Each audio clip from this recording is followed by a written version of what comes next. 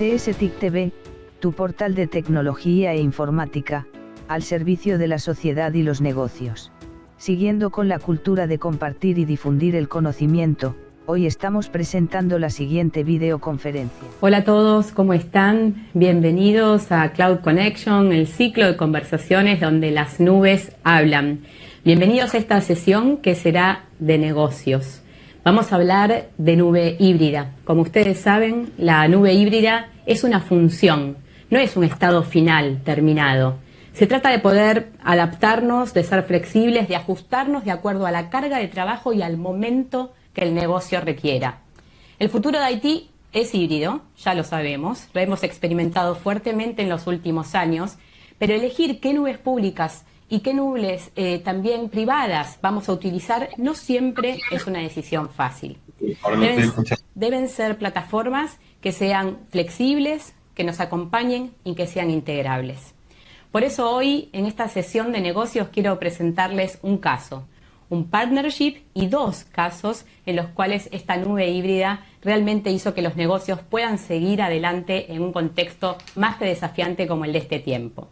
Les quiero presentar a nuestros panelistas y darles la bienvenida. Primero a Jorge Pairó, Country Manager de Argentina, Enterprise Regional Director de Argentina y de Perú. Jorge, ¿cómo estás?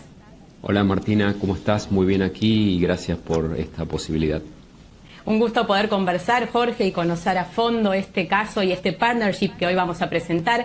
Para eso también quiero darle la bienvenida a Renato Garro, que es Azure Open Source Lead de Microsoft Latinoamérica. Renato, ¿cómo estás? Bienvenido a la conversación.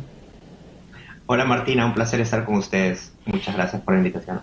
Bienvenido Renato, también hablaremos fuertemente contigo de lo que ha significado este partnership.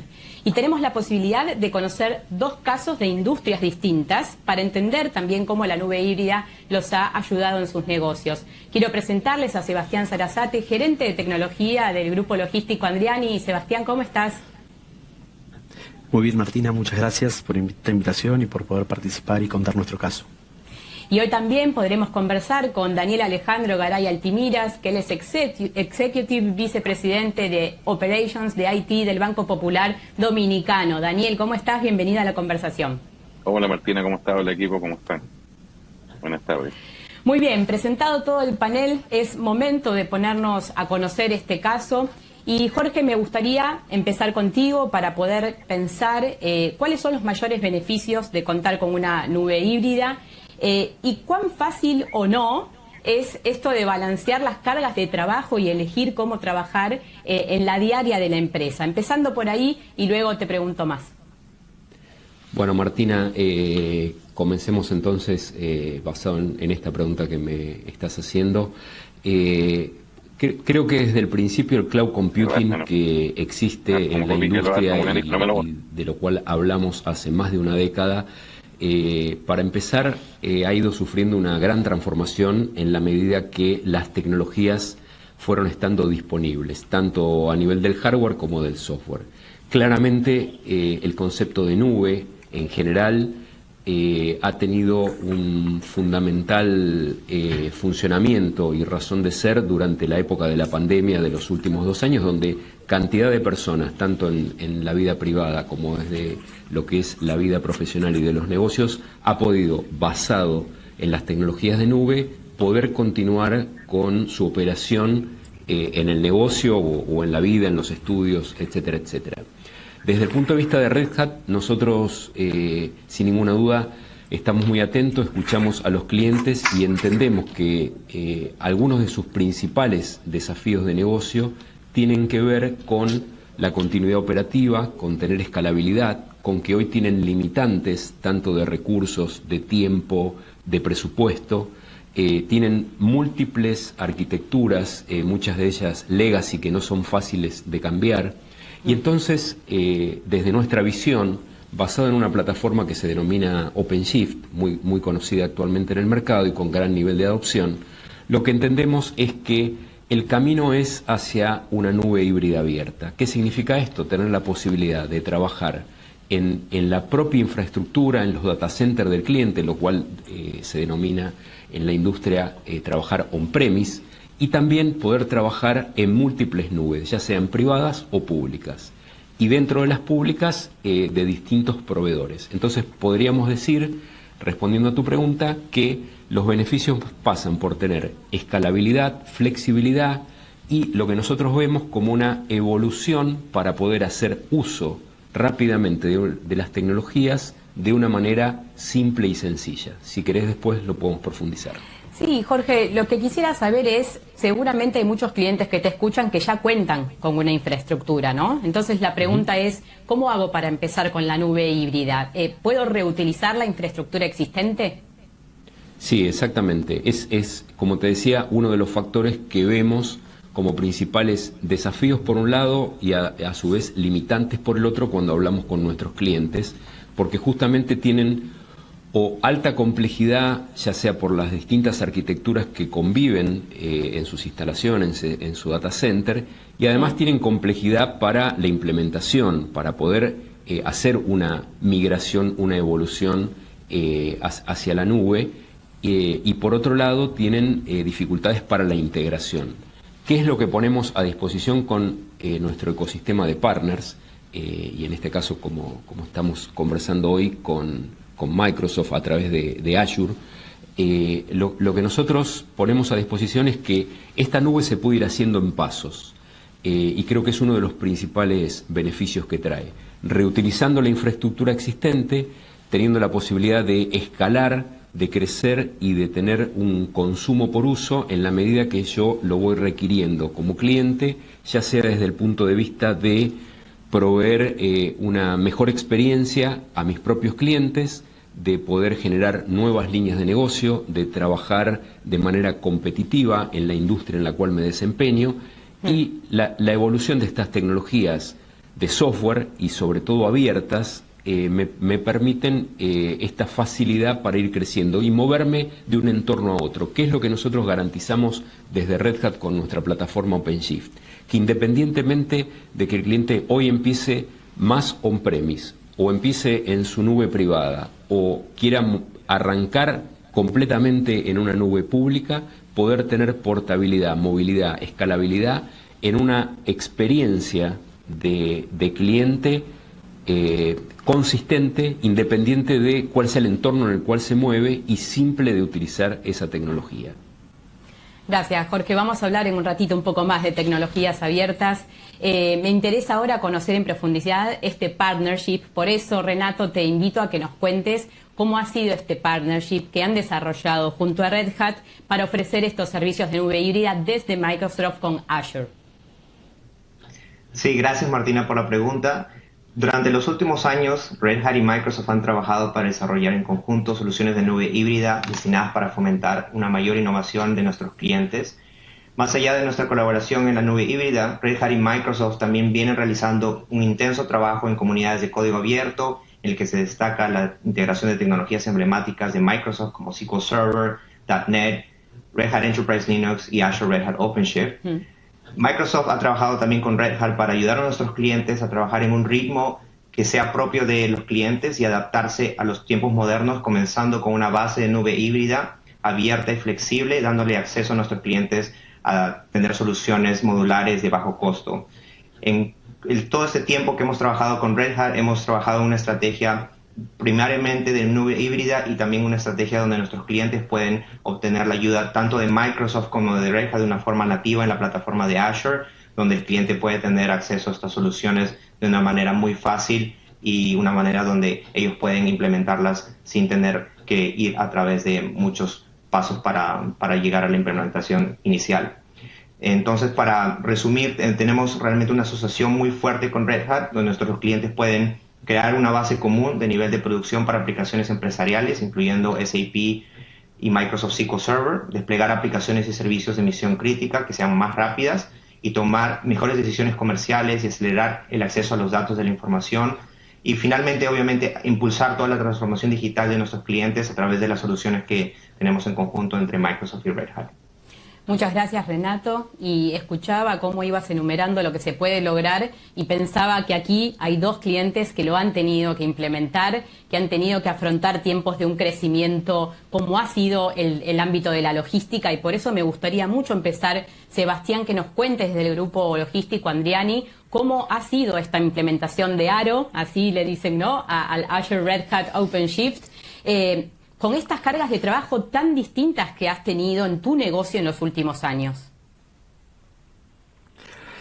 Bueno, es una muy buena pregunta, Martina, y para poder contestártela, quizás nos debemos remitir un poquito más atrás, porque esto no empezó con la pandemia o con la implementación de Aro, esto empezó con una decisión de arquitectura tomada algunos años antes, cuando nosotros decidimos ir a un esquema de microservicios, ir a un esquema de aplicaciones que puedan escalar de forma horizontal y dinámica, y en ese momento fue cuando tomamos la primera decisión, yo creo, fundacional para poder hacer esto, y fue esto que mencionaba Jorge. Nosotros queremos poder movernos, queremos poder estar on-premise, queremos poder ir a la nube y queremos poder ser dinámicos en función de lo que el negocio vaya demandando.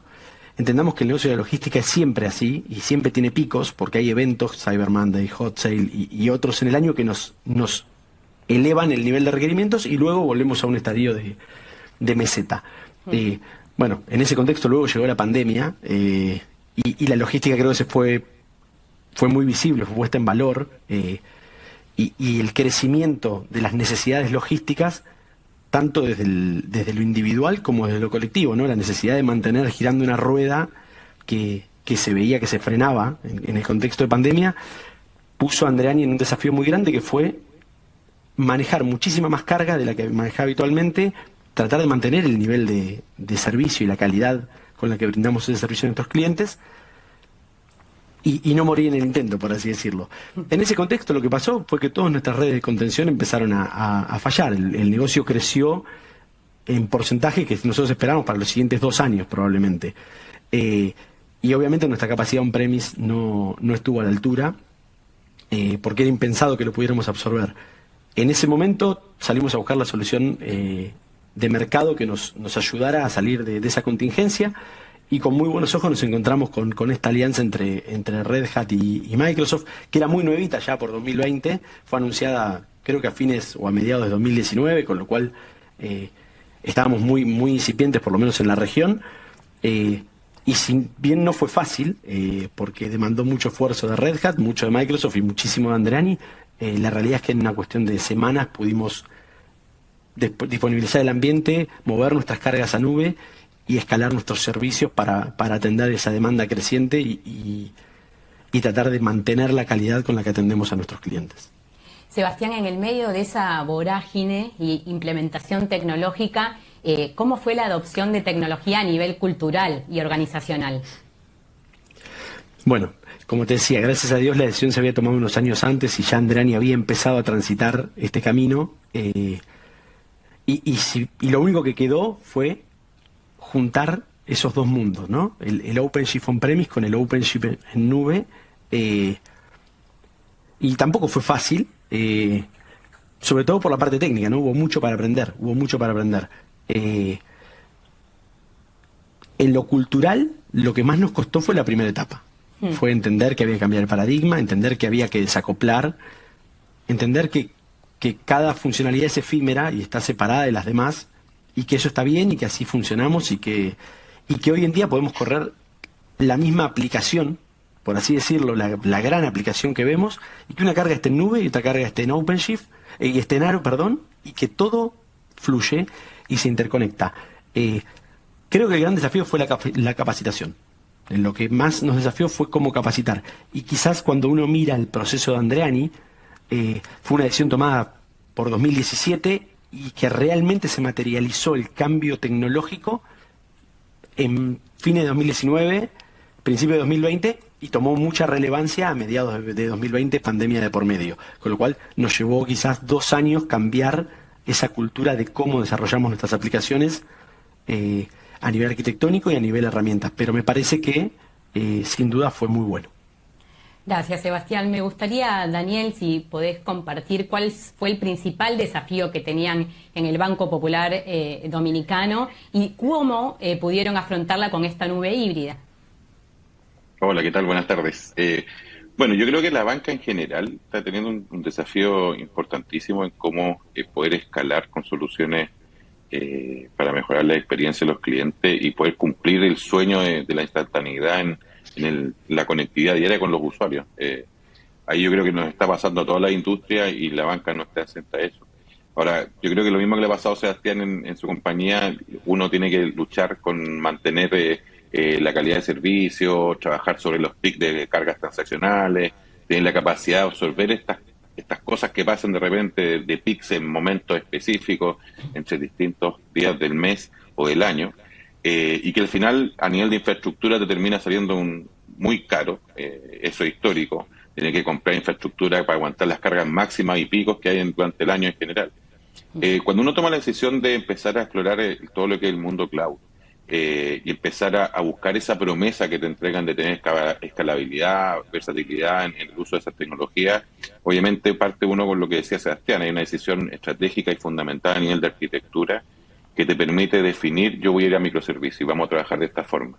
De alguna forma, para poder escalar y tener capacidad de crecimiento en forma variable. Y lo que empezamos a hacer ahí, obviamente, es buscar qué tecnología nos permite a nosotros poder balancear cargas entre lo que tengo on-prem, temas que puedo hacer en la nube, cómo puedo trabajar cargas en exceso hacia la nube también, en qué momento ante una contingencia yo puedo bajar esa información y procesarla de forma local, en qué momento preparándome en un mes, por ejemplo, X de carga transaccional elevada, cómo puedo subir esa carga a la nube de forma simple y ágil. Y bueno, en ese momento nosotros tomamos la decisión hace un par de años de instalar OpenShift Aro, y hemos tenido una muy buena experiencia. Nosotros estamos en pleno proceso, ya tenemos el tema microservicios montado, hemos estado trabajando sumamente fuerte en integrar lo que estábamos construyendo más en forma monolítica a una tecnología de contenedores y con los pods, etcétera. Y estamos ya empezando a trabajar con todo lo que es cloud y empezando a balancear esas cargas. De hecho, estamos instalando dentro de la misma plataforma otras tecnologías, no necesariamente microservicios. Estamos comprando algunos productos que se ejecutan sobre estas tecnologías que también nos pueden dar otros usos súper interesantes de la plataforma. Entonces, lo que estamos buscando al final es tener la capacidad de poder balancear y equilibrar nuestras cargas sin necesidad de tener grandes inversiones en tecnología on-prem, que al final uno las tiene que mantener igual, porque, ojo, no se eliminan. El sueño de la nube en realidad es compartido, por eso hablamos de nube híbrida. Porque nadie está ni full on-prem hoy día, ni tampoco full cloud. O sea, hay un balanceo interesante y que te permite de alguna forma manejar tus inversiones en forma más plana, ¿ya? Y obviamente los sobrecostos y los picos que uno tiene transaccional, poder comérselo con alguna plataforma en la nube. Entonces, para nosotros está siendo una súper buena experiencia, la estamos viviendo, no la hemos terminado tampoco, pero la estamos viviendo. También hay un proceso de aprendizaje interesante. Y bueno, obviamente hay un cambio cultural importante de cómo administrar este tipo de tecnología. Daniel, has nombrado algunos de los beneficios. ¿Qué otros beneficios concretos que hayan impactado en los clientes en esta implementación que, como vos decís, están viviendo, podés avisorar? Mira, lo que pasa es que cuando uno empieza a utilizar este tipo de tecnología, al final te permite, o sea,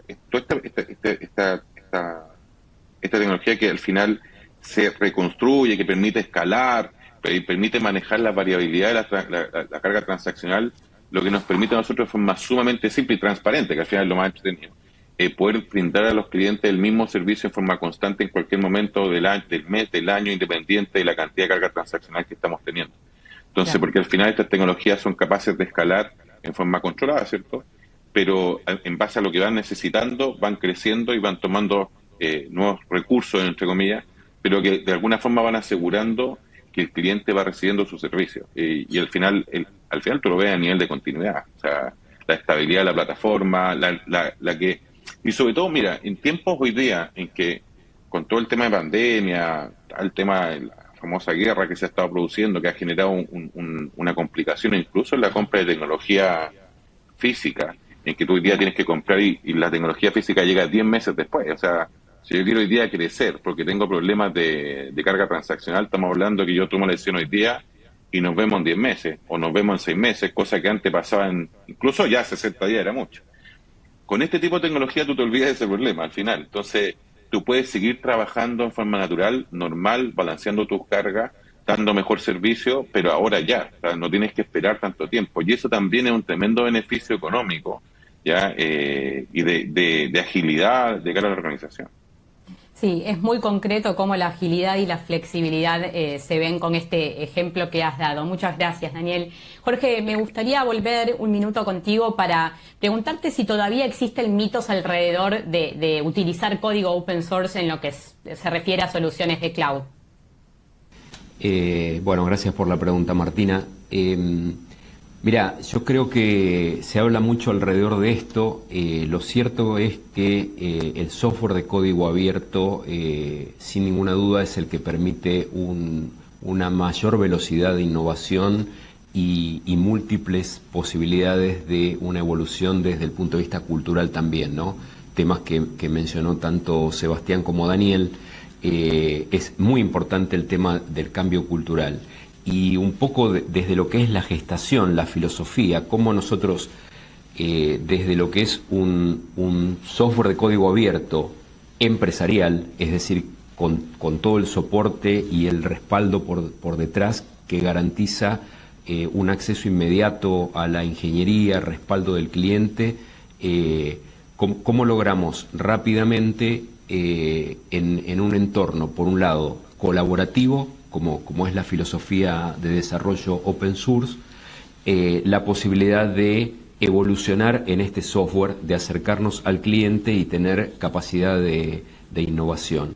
Entonces, si juntamos eso con los aspectos de seguridad, además, que trae el software de código abierto, por justamente la posibilidad de rápida exploración del código, de tener una filosofía que es retroalimentada, en donde permite que todos los usuarios, ya sea del mundo comunitario como del mundo empresarial que usa este tipo de software de código abierto, pueda influir en el roadmap de los productos para una rápida evolución, no tener que estar esperando por muchísimos meses para hacer una evolución de versiones y demás, sino por el contrario, poder tener una rápida acción sobre los distintos productos, sumado a la velocidad, el time to value, como se dice normalmente, la capacidad de adaptación, la flexibilidad, la escalabilidad. Todo esto claramente está innato en el ADN de lo que es el software de código abierto y me parece que hace mucha coincidencia con los temas que acá, como representantes del lado cliente, el caso de Andreani del Banco Dominicano, un poco nos traen esta necesidad, ¿no?, de innovación, time to value, eficiencia y rapidez y simplicidad operacional para toda esta migración. Yo creo que sin ninguna duda el software de código abierto empresarial es la base que respalda todas estas necesidades.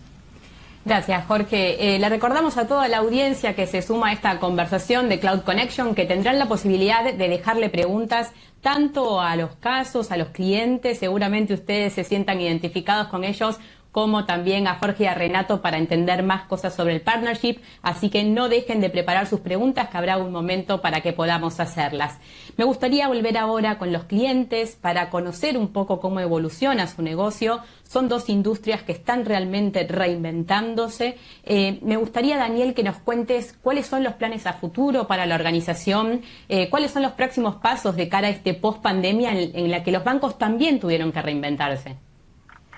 Bueno, hay varios ámbitos en los que estamos trabajando. Yo creo que nos está pasando mucho en la banca. Desde, obviamente, vamos a seguir potenciando la transformación digital. Estamos viendo un viaje, journey a la nube súper interesante en varias tecnologías.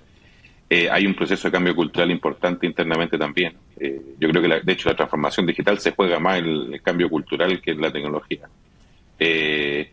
Así que tenemos varios desafíos por delante en los próximos año y medio, donde estamos armando nuestro centro de excelencia cloud para poder operar mejor estos productos, tener la capacidad de poder desplegar en forma más ágil y rápida. Y obviamente también, y es parte incluso de la conversación que comentaban en el inicio Jorge y Renato, o sea, la capacidad de poder utilizar estas tecnologías y poder seleccionar dónde yo las quiero ejecutar, eso también es fundamental. Hoy día, obviamente, aquí hay una relación, y lo estamos viendo en esta conferencia, ¿cierto?, entre Red Hat y Microsoft, pero también para nosotros los clientes es súper bueno tener la capacidad de utilizar tecnologías que yo pueda mover de nube que no necesariamente tiene que estar en una particular. Eso también a nosotros nos da la tranquilidad de poder tener esa versatilidad. Al final hay momentos en que una nube funciona incluso a nivel de precio, mejor una que otra, pero hoy día el servicio es más o menos estándar. Y efectivamente se van generando estos joint ventures que son súper interesantes porque al final los que salimos beneficiados somos nosotros. Entonces, pero bueno, como foco en los próximos meses vamos a estar potenciando mucho esta tecnología, vamos a estar saliendo con muchos productos a nube, ya seguramente vamos a desplegar otras cosas más a nivel de negocio. La banca está cambiando muy fuerte, sobre todo en tecnología de data, de analítica, así que tenemos mucha iniciativa en ese mundo que vamos a explorar y ejecutar.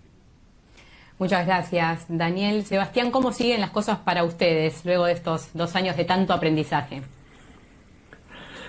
Bueno, un poquito igual que como menciona Daniel, ¿no? La transformación digital va más allá de los equipos de TI, y creo que ahí está nuestro desafío hoy en estar cada vez más cerca del negocio, tanto de las áreas operativas como las comerciales, y quizás desde el punto de vista de TI o de lo que viene asociado a este caso, continuar con el camino de la automatización. Creo que es fue un buen primer paso, nos abrió la puerta de la integración continua, nos abrió la puerta y nos acercó muchísimo más a la agilidad, y esto va directamente relacionado con esto de estar mucho más cerca del negocio y poder darle al negocio a la velocidad que el negocio realmente necesita.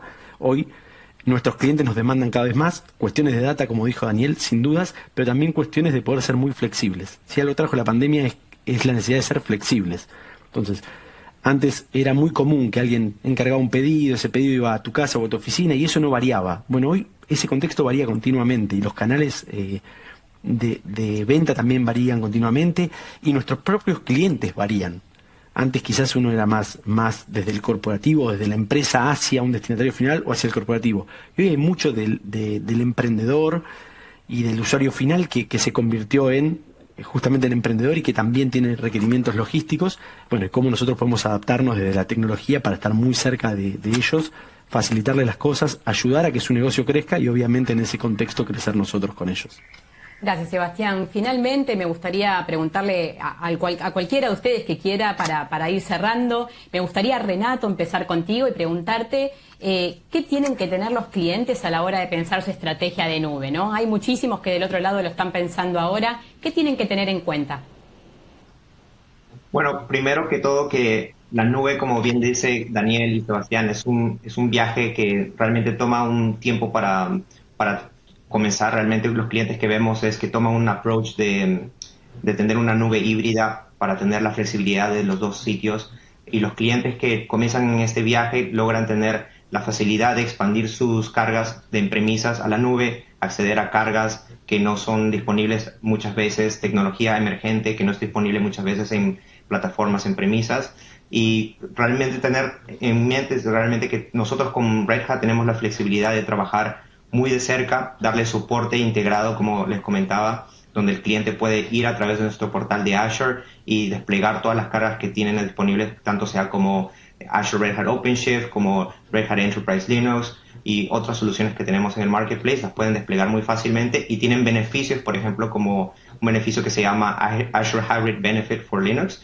donde los clientes pueden traer sus suscripciones de Red Hat hacia Azure sin tener que pagar un licenciamiento adicional. Entonces, tenemos muchos beneficios desde el lado de Microsoft y Red Hat para nuestros clientes, y es muy fácil para los clientes comenzar con una cuenta de Azure. Así que si es que hay alguien en la conferencia que no tenga una cuenta de Azure, los invito a crear una cuenta, que pueden crear una cuenta gratuita y les dan unos créditos, y si necesitan apoyo, por favor, contacten a tanto Red Hat como Microsoft. Gracias, Renato. Jorge, me gustaría también cerrar contigo y preguntarte alguna particularidad de esta alianza, de estos casos, o también que le puedas decir a las personas qué tienen que tener en cuenta a la hora de pensar esta nube híbrida. Bueno, Martina, a ver, como primer punto en relación a la alianza con Microsoft, es una alianza que más allá del tema Aro y de la nube híbrida, existe ya hace muchos años. Algo comentaba hace un rato Renato y sin ninguna duda, por ejemplo, la parte de Microsoft SQL Server sobre nuestro sistema operativo Red Hat Enterprise Linux fue uno de los primeros movimientos en esta alianza, y ahora muy fortificado con lo que es la Azure Red Hat OpenShift o Aro como se conoce en la industria, ¿no es cierto? la idea de trabajar conjuntamente y de manera colaborativa para encontrar esta evolución simple, estos despliegues simples de tecnología y poder tener esta adaptación al cambio desde el punto de vista de seguir el negocio, de mantenerse competitivo, de tener una mejor experiencia para los propios clientes, de nuestros clientes, es algo central y fundamental para ambas compañías. Así que en ese camino seguiremos. Y desde el punto de vista de qué recomendar al cliente, yo creo que un primer punto es tener presente que esto es parte de lo que denominamos de manera general como una transformación digital. Una transformación digital que debe ser sustentable, con lo cual la invitación es a pensar la arquitectura de nube híbrida abierta justamente con esa amplitud y un mediano largo plazo, y no como una solución táctica porque sea algo que pareciera estar de moda o para una solución puntual. Creo que es interesante poder analizar cuál es la infraestructura actual del cliente, cuáles son sus desafíos. Si me preguntaras, ¿todos los clientes deben ir a la nube? La respuesta no sería un sí contundente, sería todos debemos sentarnos a entender cuál es la problemática, cuáles son los desafíos del cliente, qué beneficios podría tener la nube y cuál es la arquitectura dentro de estas posibilidades, más on-premise, nube privada, nube pública, cómo interactuar, y entonces cuáles son los desafíos, con qué cuenta el cliente y cómo hacer esa transición. Y para esto, desde Red Hat, más allá de acompañarlo en toda esa adopción, también comentar que tenemos servicios de transformación y de aceleración para acompañar a nuestros clientes, a nuestros partners, en todo ese proceso de migración y de evolución. Y para cerrar, no perder de vista que la tecnología es uno de los factores, pero luego tenemos también los procesos involucrados, es decir, todo lo que tiene que ver con la gestión de esta tecnología, la gestión del negocio y el tema cultural, que no es menor.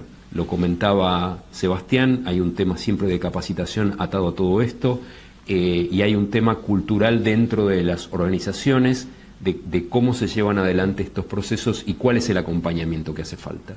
Creo que el balance de esos tres factores es lo que sin ninguna duda lleva como resultado el éxito del proyecto, y estamos aquí desde Microsoft y Red Hat para acompañarlos en esa travesía. Muchas gracias, Jorge, y finalmente quiero invitarlos a Daniel y Sebastián si quieren también dar alguna palabra de cierre, pensando en que son sus colegas los que los están escuchando, preguntándose cómo llevar a cabo este tipo de implementaciones, alguna particularidad, Daniel, que quieras compartir, o algún mensaje sobre tu trabajo y este caso que nos estás contando. Sí, bueno, yo creo que el único consejo que yo podría dar a los que nos escuchan es, primero, entender y tener súper claro que la tecnología es un habilitante, no es algo per se, la tecnología no es importante per se, tiene que ser un habilitador del negocio. Tener presente siempre en el análisis y los inicios de este proceso que el centro siempre lo tiene el cliente, hay que pensar cómo, con las necesidades que están teniendo nuestros clientes, en los distintos ámbitos de negocio, en el caso nuestro en la banca, en el caso de Sebastián, el negocio en tienda de distribución. Entonces, al final, estamos hablando de que en cada negocio el cliente debe ser el centro, y en base a eso nosotros deberemos buscar las tecnologías que nos permitan solucionar las necesidades que tienen nuestros clientes. Siempre, insisto, alrededor del cliente. Ese es el foco nuestro como tecnología. Y dentro de ese proceso, obviamente, ir buscando las posibilidades, sobre todo las empresas que son a lo mejor más pequeñas, en ir buscando este tipo de tecnología que les permiten ir probando y escalando a medida que sus negocios van creciendo. A lo mejor, claro, empresas grandes como Banco o la de Sebastián, que ya tienen su historia, tienen un nivel de infraestructura interesante que construir, pero las empresas que son más pequeñas tienen hoy día la posibilidad de poder incluso competir con nosotros en los distintos ámbitos de negocio, partiendo de pequeñitos y creciendo en base a lo que van necesitando. Y eso también yo creo que es algo que les puede abrir mucho las puertas de poder emprender e inventar cosas nuevas. Nuestros clientes lo piden en todo ámbito, y lo que nos están exigiendo a todos los negocios es cómo nos integramos. De alguna forma, como nosotros, por ejemplo, como banca, integramos al cliente con la necesidad de distribución, integramos al cliente con la necesidad de comprar algún producto o bien. No somos solamente un ente que entrega crédito, sino que cómo vamos solucionando necesidades. Así que eso, no olvidar que el cliente es lo más importante, que todo esto lo hacemos por el cliente, y si no hay una razón de fondo, en realidad esto no hay que hacerlo así porque sí. Pararse siempre ahí, ir entendiendo la necesidad y ir avanzando. Gracias, Daniel. Cuántos conceptos interesantes para seguir pensando. Sebastián, te invito también a cerrar. Vos preguntabas alguna particularidad, y yo, siempre que hablamos de los casos de éxitos, hablamos como del camino feliz, ¿no? Todo funcionó. Bueno, no funcionó todo. Y lo quiero traer como particularidad. ¿Por qué no funcionó? Porque un mes después o 40 días después de haber estado en producción, empezamos a tener problemas. ¿Y qué destaco? ¿Por qué lo traigo? Porque funcionó esa parte. Porque funcionó Red Hat y funcionó Microsoft trabajando juntos con el cliente en el centro, como bien dijo Daniel, para ayudarnos a resolver el problema. Sin importar si el problema era Microsoft, era Red Hat o era el cliente, hubo de los tres, lo sociabilizo, digo, para que estemos todos en la misma página, pero destaco esa predisposición de las tres partes a trabajar en pos de una solución, en pos de un cliente satisfecho. Después, comparto lo que dijo Jorge, no podemos decidir, todos debemos ir a la nube. Sí, comentario que dejaría, no sé si consejo, pero comentario es, cuando necesitamos la nube es tarde para ir a la nube.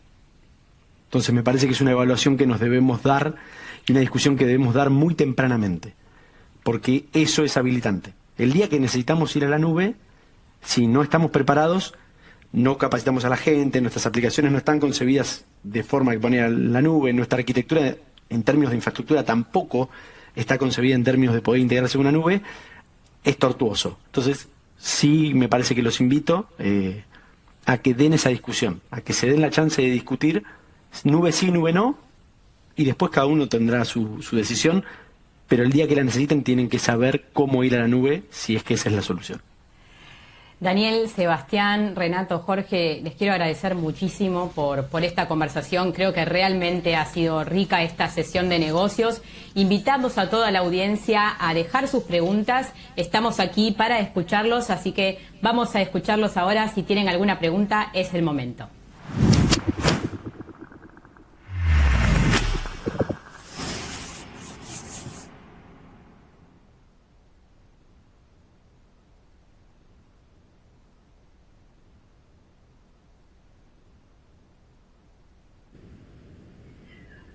Muy bien, y aquí estamos recogiendo las distintas preguntas que están llegando para todos, para clientes y partners, así que esténse por ahí porque tenemos varias consultas que van llegando.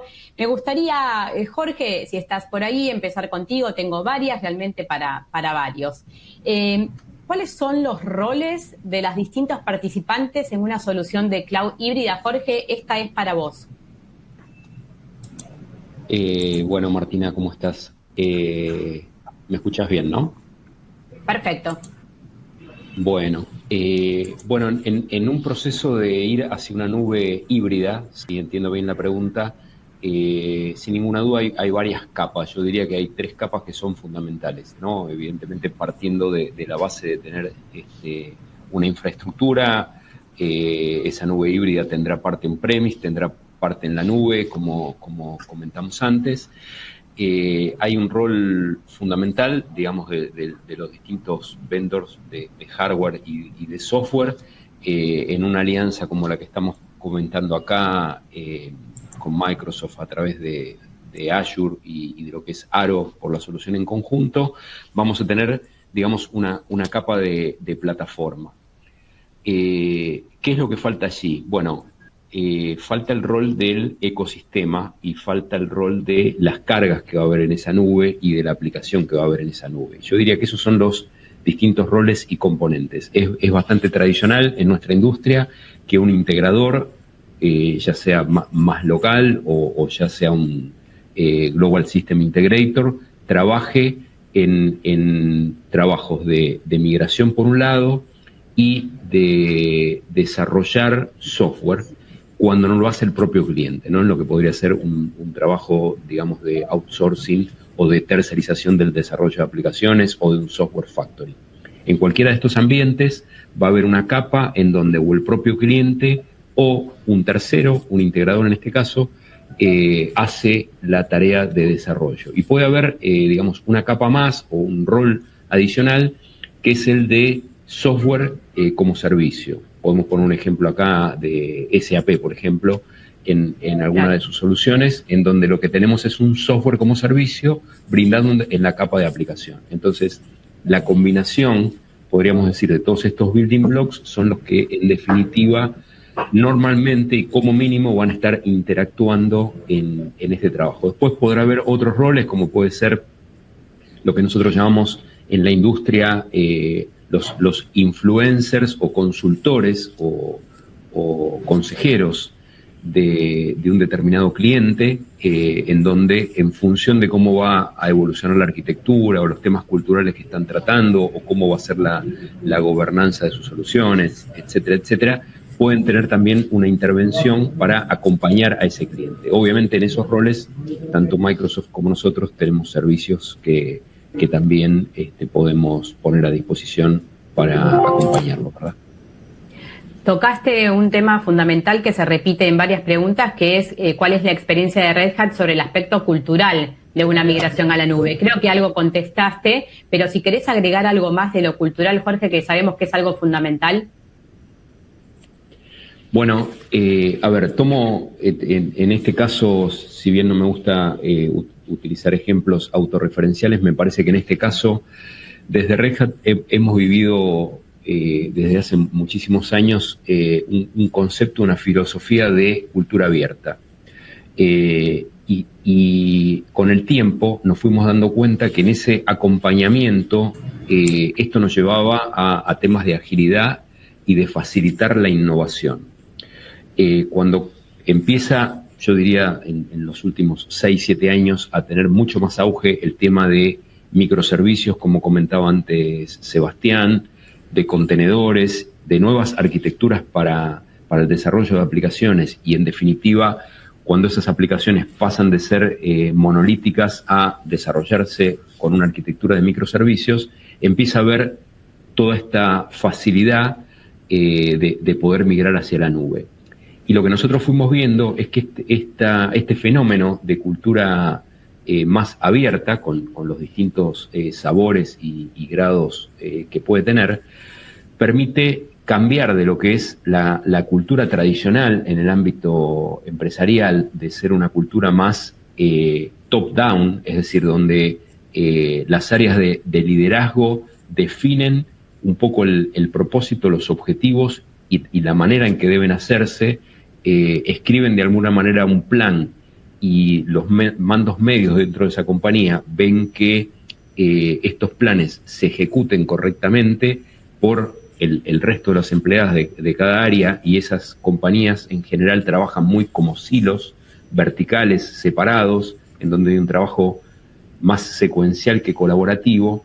La cultura abierta, e insisto, que tiene mucho que ver y que facilita estos procesos de transformación y de agilidad, la cultura abierta promueve algo exactamente al opuesto, en donde no hay silos, el flujo es bottom-up, es decir, desde los empleados que están más cerca del cliente, del mercado, que entienden las necesidades, que ayudan a construir el propósito, los mandos medios que de alguna manera promueven esa pasión y esa involucración de manera colaborativa, promueven mucho la participación, y los equipos o los comités de liderazgo más bien lo que ayudan es a identificar cuál es la dirección y a funcionar como catalizador para que todo este movimiento que se da desde abajo hacia arriba tome fuerza y pueda tener una proyección.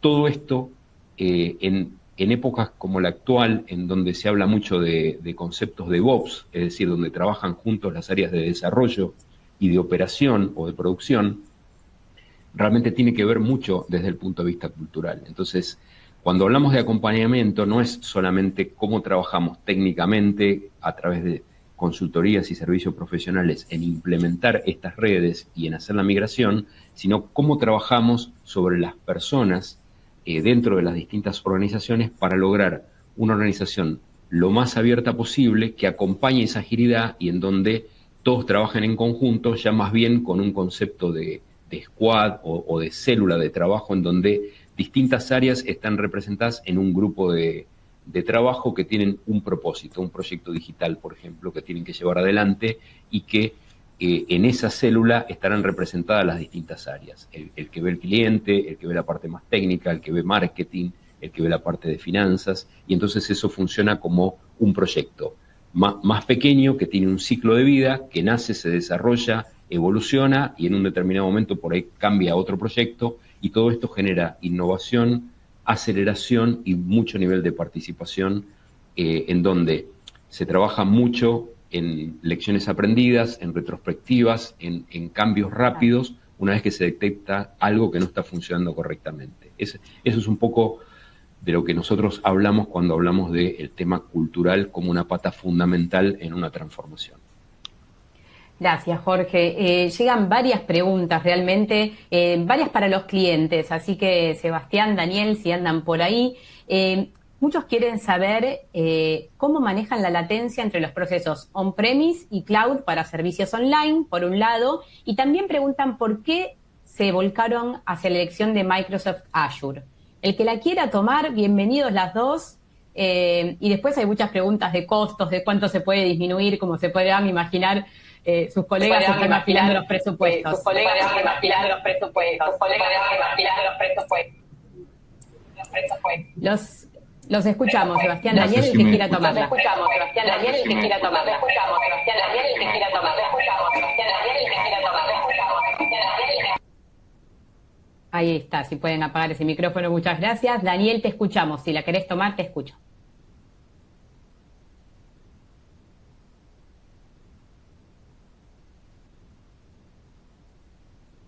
No sé si nos escuchás allí, Daniel o Sebastián, si quieren tomar cualquiera de los dos la pregunta. Sí, bueno, a nivel de latencia, lo que pasa es que va a depender de lo que uno quiere implementar al final. En este caso, efectivamente, cuando uno está trabajando con latencia, con servicios en línea, obviamente uno necesita eliminar la latencia que existe dentro de las conexiones a Internet a las distintas nubes. Y lo que generalmente uno hace es construir estas Express Route, que son conexiones directas que nos permiten asegurar un ancho bando y una velocidad estándar para poder dar un mejor servicio. Ahora, va a depender del servicio que uno esté implementando. Efectivamente, para transacciones en línea de una app o un aplicativo que requiere ese tipo de tecnología, uno ocupa las rutas tipo Express Route. Ahora, hay otros servicios que a lo mejor no necesitan ese tipo de tecnología, por lo tanto va a depender de lo que uno realmente necesita en su momento, el qué tipo de conectividad va a tener hacia la nube. Puede ser una conectividad estándar, a través de enlace tradicional, o una conectividad más expresa.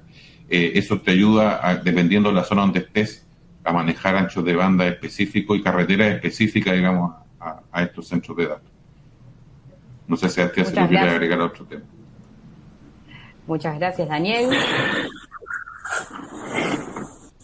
No, comparto, y después creo que el otro desafío está en el momento de pensar las aplicaciones, ¿no? De ver cómo podemos mantener esa conectividad en real time con los problemas de latencia para lo que es necesario, y saber hacer asincrónico o usar estrategias de mensajería o lo que fuere para integrar nuestras aplicaciones de forma tal que tengamos esos mecanismos para mitigar la latencia. En nuestro caso, digo, para ir a lo concreto, nosotros hoy estamos corriendo la solución de Aros sobre el data center de Brasil de Azure, y con la latencia que tenemos estándar a Brasil, sin necesidad de usar Express Route, nos está funcionando bien.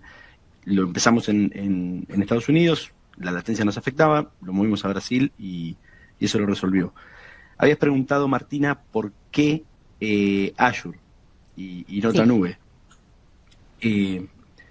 Creo que en el caso nuestro tiene que ver con dos factores. Primero, en que en la relación Microsoft-Red Hat nosotros planteamos el problema y rápidamente los dos respondieron.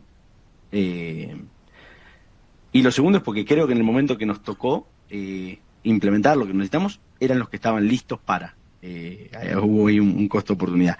Después la estrategia de Andreani es claramente multicloud, no corremos todas nuestras cargas en on-premise o en Azure, también tenemos cargas en las demás nubes, pero bueno, en este caso los motivos fueron por este lado. Primero por la cercanía que tenemos con ambos y por el buen trabajo conjunto, como ya mencioné antes, que hicieron, y porque estaban listos cuando nosotros los necesitábamos.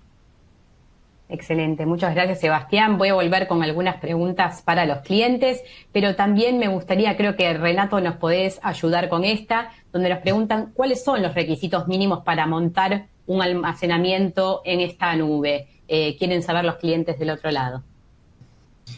Sí, gracias, Martina. ¿Me escuchas bien? Sí, perfecto. Sí, perfecto. Sí, los clientes que quieren montarse a Azure realmente tienen que, obviamente, abrir una cuenta de Azure, es lo primero. Después de eso, el siguiente paso normalmente que le recomendamos a los clientes es tener un ambiente base donde los podamos ayudar, como tanto sea Microsoft como Red Hat, en crear este ambiente base. Y para el tipo de almacenamiento, depende del tipo de aplicaciones que quieren implementar en Azure. Nosotros tenemos almacenamientos donde pueden ser almacenamientos persistentes para aplicaciones escalables, almacenamientos también que son más baratos o más costosos dependiendo de qué tan rápido y qué tan frecuentemente quieren acceder a la información. Pero siempre hay una opción para todos los clientes, y así quieran desarrollar aplicaciones web, móviles, sean lo que llamamos Cloud Native, que son aplicaciones que utilizan los servicios nube de una manera nativa. Cualquier tipo de requerimiento que puedan tener, realmente tenemos las opciones para hacerlo. A nivel empresarial, digamos, tenemos soluciones como Azure Native Files, que les permite tener básicamente un repositorio de almacenamiento de alto performance, donde pueden tener bastantes IOPS, realmente para tener cargas de tipo, lo que llamamos Mission Critical, son cargas de alto nivel, de nivel empresarial, cargas como SAP, como cargas como aplicaciones de Line of Business, que también tienen opciones en Azure para tener este tipo de soporte en cuanto al almacenamiento. Así que hay muchas opciones, así que los clientes que estén buscando cualquier tipo de guía siempre pueden ir a nuestra documentación.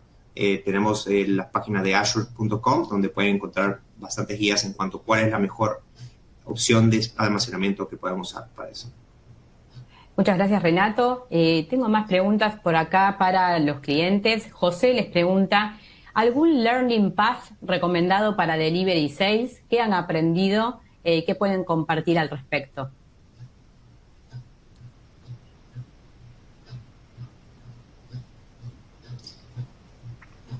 El que quiera, Seba o Daniel, algo del camino que han recorrido y que han aprendido para delivery y sales, algún learning path.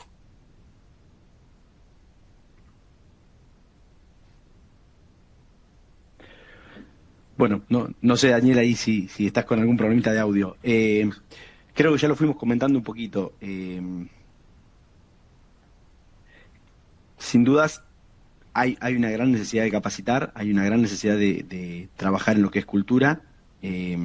Después, cómo obtener la capacitación es un mundo en sí mismo. Digo, Jorge podrá comentar los learning paths formales de Red Hat al respecto, y Renato los de Microsoft. Yo voy a dejar un único comentario, que es no se puede solo, y nosotros contamos, además de con Microsoft y con Red Hat, con buen acompañamiento del ecosistema de partners. Creo que hoy en día hay mucho más saber en la web y en estos eventos, y ya clientes que han transitado este camino, y podemos apoyarnos entre la comunidad y seguir contribuyendo a lo que uno va aprendiendo y al saber técnico, pero creo que un partner es clave, que entienda la problemática del negocio, que entienda la problemática de Andrea en nuestro caso, y que además conozca la tecnología. Muchas gracias, Sebastián. No sé, Jorge o Renato, si quieren agregar algo respecto de los learning paths. Daniel, dale, te escuchamos, perfecto. Sí, yo iba a comentar un tema importante también. En este proceso, confiar mucho en el apoyo del partner. Nosotros, de hecho, al inicio tenemos externalizado el proceso de operación sobre la plataforma con el mismo equipo de Red Hat, que nos ha apoyado muy bien en este proceso de adopción.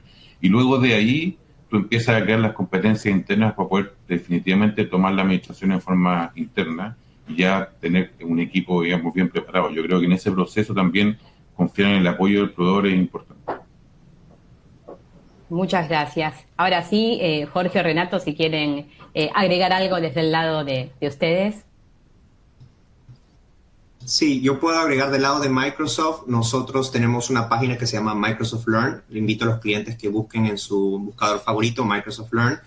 Y ahí pueden encontrar, inclusive hay un curso gratuito de introducción a Red Hat con Azure, donde pueden buscar unas sesiones donde se explican cómo comenzar con cargas de Red Hat en Azure, totalmente gratuito. Hay otros cursos de Azure que cubren otras cargas más especializadas, incluyendo aplicaciones nativas, aplicaciones en contenedores, etcétera. Entonces, todos los clientes es un recurso muy bueno para los clientes, y aparte de eso, para los clientes empresariales también ofrecemos una asociación con realmente socios de negocio de Microsoft, que les podemos entregar una serie de entrenamientos dedicados a su compañía, y eso lo podemos hacer a medida que ustedes vayan utilizando más la plataforma, pero son opciones que tiene Microsoft, y Microsoft siempre está dispuesto a trabajar tanto que sea con Red Hat como con las compañías que usan la plataforma, para ayudar a todos los usuarios de las plataformas a que puedan aprender a usarla mejor, porque así vemos que los clientes es como logran tener más éxito con la plataforma y la siguen usando para otras cargas. Así que busquen Microsoft Learn y ahí van a encontrar muchos recursos. Muchas gracias, Renato. Jorge, si querés vos decir algo en esta pregunta con respecto a los Learning Path. Sí, cómo no. Martina, yo creo que sin ninguna duda es algo fundamental el tema de la capacitación, lo mencionábamos antes, y en ese sentido tenemos, digamos, un acompañamiento bastante similar al que menciona Renato. Desde nuestro lado, tanto los clientes como el ecosistema de partner puede acceder a trainings específicos a los cuales puede acceder de una manera training por training o adquiriendo una cantidad de unidades de entrenamientos, como lo denominamos nosotros, que le permite elegir en una amplia gama de entrenamientos, tanto de productos como de temas como DevOps, como mencionaba antes, que se hace fundamental para este tipo de migración. Y esto se puede complementar también con workshops que se pueden hacer tanto a través de Red Hat como de nuestros partners de servicios que complementan todo este tipo de aprendizaje, ¿no? Y de transferencia de conocimiento. Gracias, Jorge. Hay varias preguntas que tornan respecto a los costos, ¿no? Y cómo una migración de este tipo, este tipo de implementaciones también pueden ayudar a mejorar los costos. Si alguno de los clientes quiere compartir su experiencia con respecto a esto. Sí, Martina. Hay un tema ahí, porque siempre asociamos la nube al ahorro de costo. Yo no estoy tan seguro de que sea tan lineal ese pensamiento, que realmente ir a nube signifique un ahorro. Lo que sí estoy seguro es que significa la posibilidad de variabilizarlo. Entonces, cuando lo necesito, tengo mayor potencia de procesamiento o de storage, entonces tengo un costo mayor, y cuando ya no lo necesito, puedo desacoplar eso y reducir mis costos. Pero bueno, también creo, y lo he dicho en otras oportunidades, que hay algunos temitas de contexto que juegan cuando uno hace estas menciones en lo que es la región. Probablemente este mismo análisis no sea igual en Estados Unidos o en otros países que en Argentina, con algunas limitaciones que nosotros tenemos en cuanto al modelo cambiario. Pero yo creo que la gran clave es esto que te digo, que lo puedo variabilizar, y después algo que dijo Daniel, y que es que con muy poca inversión inicial, cualquier empresa, por pequeña que sea, puede disponibilizar sus cargas en nube, puede probar nueva tecnología, puede innovar, y no requiere una inversión muy grande como sería en el modelo on-premise. Ese creo que es el gran cambio. Después sí hay que estar muy fino. Hay que estar muy fino con los costos, porque es un riesgo alto en la nube el tema costos, por lo menos desde mi experiencia. Si uno no está muy finito, no lo está mirando muy de cerca y no está muy ajustado, bueno, los costos pueden tender a dispararse. Excelente, Sebastián, muchas gracias. El resto del panel, si quiere comentar algo respecto de costos y este tipo de implementaciones.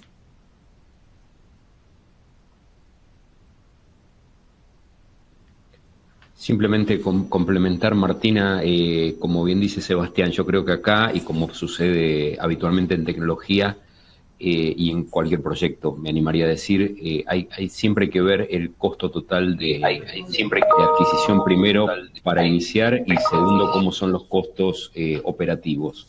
Lo que nosotros siempre traemos a la reflexión es que muchas veces lo que necesitamos es analizar cuál es el presupuesto completo de sistemas de tecnología, intentar ver cómo bajamos costos de los que son más bien costo operativo, de soporte, de mantenimiento, para poder, de lo que tiene que ver mucho con el legacy, para poder transferirlo y de alguna manera renovarlo en inversión. Y analizar todo el proyecto completo. Ahí es donde creo que se puede ver desde el punto de vista de más eficiencias y realmente del costo, con mucha gobernanza sobre la solución que implementamos, en dónde aparecen las mejoras. Hay cantidad de estadísticas que por ahí hablan muy bien de cómo bajan esos costos, pero sinceramente me parece que son casos que sirven de pronto para algún caso de uso, no necesariamente para todos. Entonces, vuelvo a insistir en lo que comentaba antes, que es, hay que analizar caso por caso y entender cuál es el desafío y la necesidad real del cliente, y en función de eso ayudar a trazar una solución que cumpla.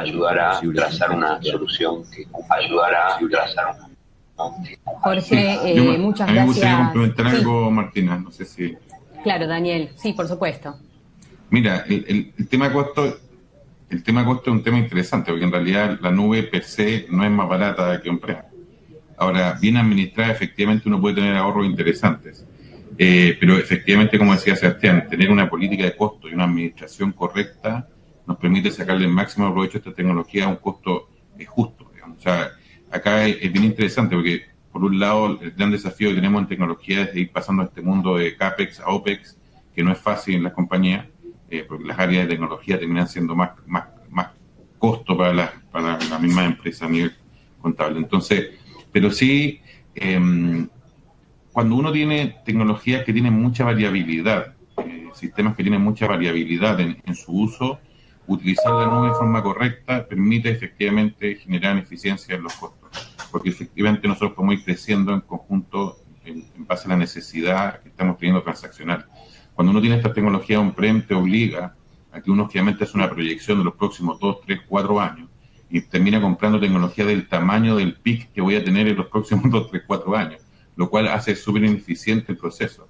Cuando uno tiene esta capacidad de poder tener algo en la nube con una capacidad limitada X e ir viendo en base a la variabilidad que están necesitando los clientes, uno puede ir abriendo un poquito la llave y la cerrando en otros momentos, manejando de forma eficiente esos costos.